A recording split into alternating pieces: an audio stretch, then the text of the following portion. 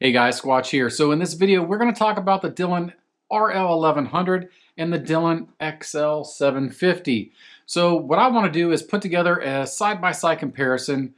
Which is your better bang for your buck? Which is the better bang for your buck? I'm not going to tell you which one I like better. They're both great presses. I'm just going to present some data out in front of you, and you can maybe decide for yourself which press is the right one for you if you're in the market for a Dillon progressive reloading press. So let's jump into it. All right, so let's first talk about the Dillon RL1100.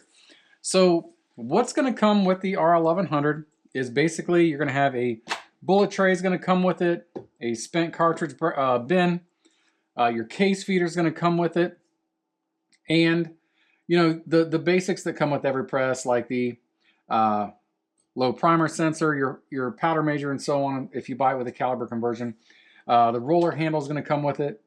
So those are all the things that's going to come with the press. Now, you know, on my press, I don't have very many upgrades on here. I've got a little CCD camera here, a light, and I'm running the bullet feeder by Double Alpha. Now, both presses will run the bullet feeder, and we'll touch on that in a little bit. But basically, the press as it comes, you know, it's going to come basically like this. Some cool features about the press: it is 7-station. Well, technically 6. We're counting the case insertion as a station, whereas on the XL750, that is going to also be doing your sizing operation as well. But basically, the tool head's pretty simple. Your sizing operation, or whatever you want to do, there is a swaging station on this press, and that is one of the key differences from the XL750. And then your priming station, which there is no spot for a die there. Your powder measure and your expander funnel. If you are going to run a bullet feeder, this is where you would run it. Or if you want to run a powder checker, not sure why you would want to, but you have that ability to do it, and you can run a combo seating and crimp die, which I am definitely not an advocate of that whatsoever. And then your bullet seat and crimp. So you can do a full one pass with swage on this press, which is really nice, especially dealing with mill crimps. Like 9mm is very common, 223 obviously, but you kind of get that all wrapped up into one package. So now let's jump over to the XL750 and talk about what you get just out of the box from Dillon. So when you buy your XL750 from Dillon, if you're just getting the base press, and what I'm going to compare this to is the base press on the RL1100, you're just getting basically the press, this case feeder bracket without a case feeder, again, no case feeder included, and a drop tube, and there's a bracket that connects the two so you can manually put the brass cases in as you process them.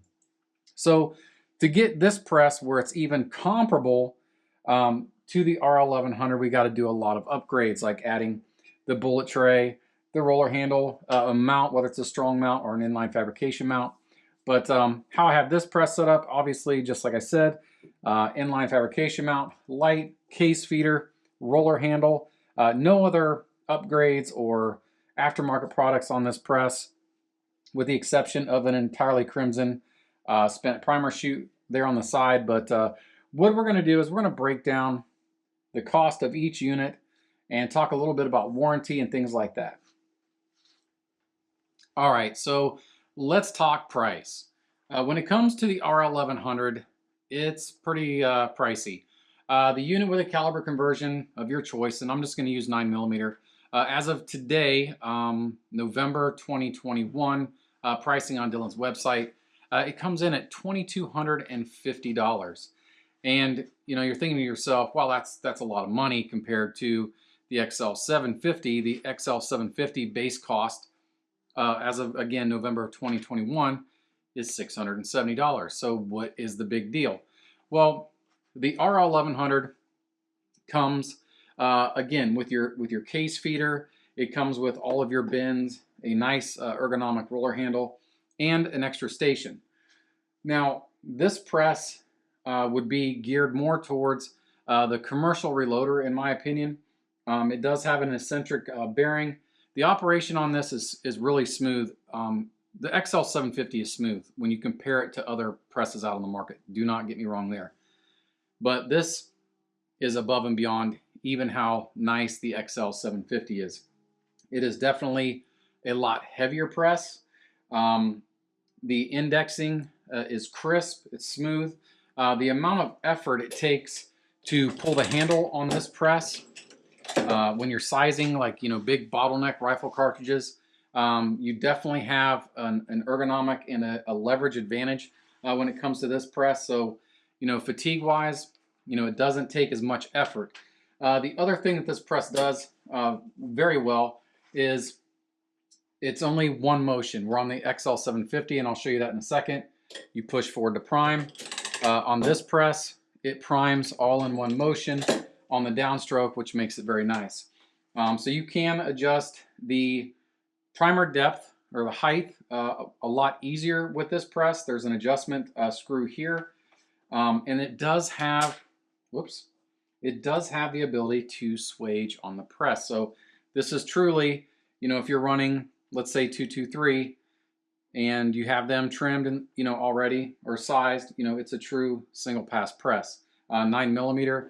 I see a lot of pictures on Facebook in the groups where they have a primer sticking, halfway out of the primer pocket, and new guys don't know what that is, but a lot of the 9mm mil spec stuff is crimped. So I don't even have to worry about it with this. I'm sizing and decapping and putting that swage in all in one operation. So that makes it very nice. Now, the things with this press, your warranty is only going to be 2 years from Dillon. But, I can attest, I have another RL1100 in the ammo shop, and we have, it's got over, close to maybe over 100,000 rounds on it, automated, and I have not had a single issue out of that whatsoever. I will say, changing this over, if you want to do like a quick change setup, and we'll talk about that on the XL750. Let me check my price list here. Quick change setup with the powder measure, no dies, with a tool head, all your little bits and pieces there for whatever caliber you're looking at, $345, which is a lot of money. And changing this machine over in comparison with the XL750, I can do a changeover roughly 15 minutes, taking my time on the XL750. This is about a 30-minute process. Longer if you need to change out your primer size. So if you're going large to small, small to large, you can do it pretty quick on the XL750, where this is a little bit more time consuming. You probably want to add another 20 minutes to that changeover from that. The other thing, speaking of primer size changeover, this is going to come with large or small, whatever flavor that you choose it in. And then if you want to add the ability to change back and forth, I didn't check the pricing, but for some reason my memory is serving me around 80, 90 bucks for the primer system to change from large to small on this unit. So again, definitely, in my opinion, geared toward the commercial reloader. If you are stuck, for time, this press will do conservatively 1,000 rounds an hour. And the bullet feeder, in my opinion, really is a must with this press. In my opinion, the XL750 is definitely suited better for picking up bullets out the bullet tray. This have to reach back in here to this tray and then find the station that you're going. It's not undoable. You can definitely do 1,000 rounds an hour with this press, doing it by hand. The bullet feeder with this is literally just pulling the handle and watching the ammo drop in this bin here. So, from a price standpoint, you're up to 2,250 bucks. That's with no other accessories needed. I have mine set up obviously with some different stuff, but it comes pretty much ready to go, ready to bolt to your bench and start making ammo. So again, the RL1100 from Dillon. Now let's jump over and look at the Dillon XL750. All right, the Dillon XL750. Now again, we're talking to get the XL750 to where it's as an equal to the RL1100, you're gonna have to add quite a few peripherals. You're definitely, bullet tray, the roller handle, getting it up off the bench to use all of this correctly. You're looking at a strong mount. So, just the base press with the peripherals to get it up to this point you're going to add another $195 for an upgrade kit from Dillon. Now, the big thing that you're going to have to do is get a case feeder for this press. And it can be ran without a case feeder. Don't get me wrong. If you're running 9mm, you can get roughly 25 cases in this tube, and then you'll blow through those pretty quick because the press is very fast as well. Realistically, I would say, depending on what you're running, average between 500 and 750 rounds per hour on this press with a case feeder. If you're not using a case feeder, that goes down significantly in my opinion, because it seems like you're spending more time reloading this tube. So case feeder is a must, and recent pricing on those, again, November of 2021, is $325 for the case feeder, whatever flavor plate that you want to do. So changeover cost on this, again, I talked about changeover time on the RL1100, about 15 minutes, pretty simple, 2 pins, pull the tool head out. If you're using a quick change setup, and just for your guys' information, those are right now $155 from Dillon, which I think is a must if you're changing multiple calibers and stuff like I do. It's going to come, again, with both the small and large primer system, and changeovers on that are super easy. This press here, in my opinion, is just a great progressive press all around. If you're a competitive shooter, this is a great press. You can crank out a lot of ammo, or if you just like reloading, great press. Probably, in my opinion, one of the best progressive presses on the market, hands down, as far as Dillon equipment goes. Very popular model. I know this is probably the one they sell the most of, for sure. But to get this press to where it's equivalent to the RL1100, you're looking. Oh, I forgot about something. You cannot swage on this press. So to compare it to the RL1100, we're going to have to add a Super Swage 600 from Dillon, about 125 bucks.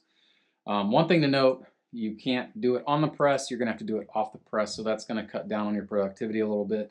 And that's another big advantage to the RL1100 versus the Dillon XL750. But to get this press to where the RL1100 is, realistically, you're looking latest pricing about 315 bucks, and that includes a Super Swager as well. So with this press, you're going to get the no BS lifetime warranty. I will say on this press, it seems to me there's a lot more moving parts than there is on the RL1100. And from an ergonomic standpoint, it is smooth, don't get me wrong. You're going to make a pull down motion, and that's gonna raise the shell plate, whereas on the RL1100, you're going to lower the tool head down into the shell plate. So that's a difference. But your priming action is pushing forward, and priming adjustment is a little set screw and a spring and a cup in the bottom of this slide arm here, and it is pretty cumbersome, but I've never really had to make any adjustments. They come pretty well rounded from the factory, so you're not really having to mess with that too much. So there is the XL750. Okay, so there's a quick rundown on the differences between the XL750 and the RL1100. Now, things to remember, to get the XL750 up to where the RL1100 is, you have to add a case feeder. You have to add, I guess you don't have to, but to get it comparable, you're going to add the roller handle, the strong mount, the bullet tray, and then finding a solution for those mil crimp primer pockets. So adding some kind of swaging mechanism, whether it's a Dillon Super Swage 600, or you're going to cut them out or whatever, you have to consider the time and effort involved in doing that. And one of the great things about the RL1100 is having that on-press swaging ability. And quite frankly, that's the biggest selling point for me, is having the on-press swaging. Now, both presses are fully capable of using a bullet feeder. In my opinion, the RL1100 needs the bullet feeder about as much as the XL750 needs a case feeder. It seems like those are a must for each one of those presses. Now, as far as a bullet feeder on the XL750, you can definitely do that. There's a station where normally you could put a powder check. you can put a bullet feeder right there. Still have your seating and crimping operation second, which is my preferred way to do it.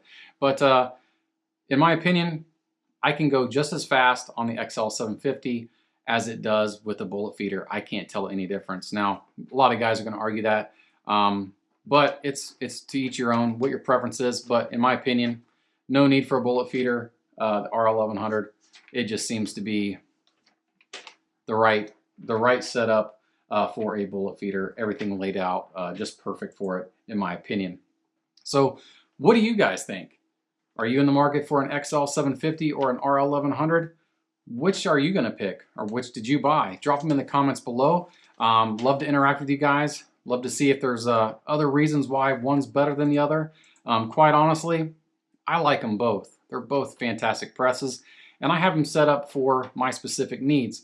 So I don't need, I need the flexibility and easy tool change setups for the multiple other calibers I like to reload. For my XL750 and my RL1100, I just leave set up for 9mm. It cranks them out, and that's what we shoot a lot of, so it's very easy. I just leave it set up and we go. I don't do any other change. I shouldn't say that. I do occasionally switch it over and run if I'm doing a lot of 223 or 308, something like that. But great press, great press. Both of them are great. I don't have a preference. And I know you guys are going to ask me, well, which if you could only have one? You put me in a tough spot. If I could only have one of the presses, I said I wasn't going to say which one's my favorite, but this doesn't mean that it's my favorite. If I could only have one, I'd probably have the XL750 just because of ease of changeovers. I've already got a ton of our tool heads set up in all my calibers, so that would be the one I'd keep. But we're not in that position, so I like having both. They're both great presses again. If you guys like these videos, hit that subscribe button, hit the bell for notifications, drop a comment, share the videos, all that good stuff helps us out with our YouTube algorithm, and we appreciate it so much. Another thing in the works coming up, we're going to do a complete teardown and setup video on the RL1100. I've got some sweet new dies. I'm not going to give it away too much, but if you follow us on social media, you've seen I got a gift from some good friends at a great company with a whole new set of dies for the RL1100. For 9mm, I should say. So we're going to get those set up. We're looking forward to that. That's going to be a good time. And yeah, that's it. Follow us over on Facebook and Instagram as well. But until next time, guys, God bless.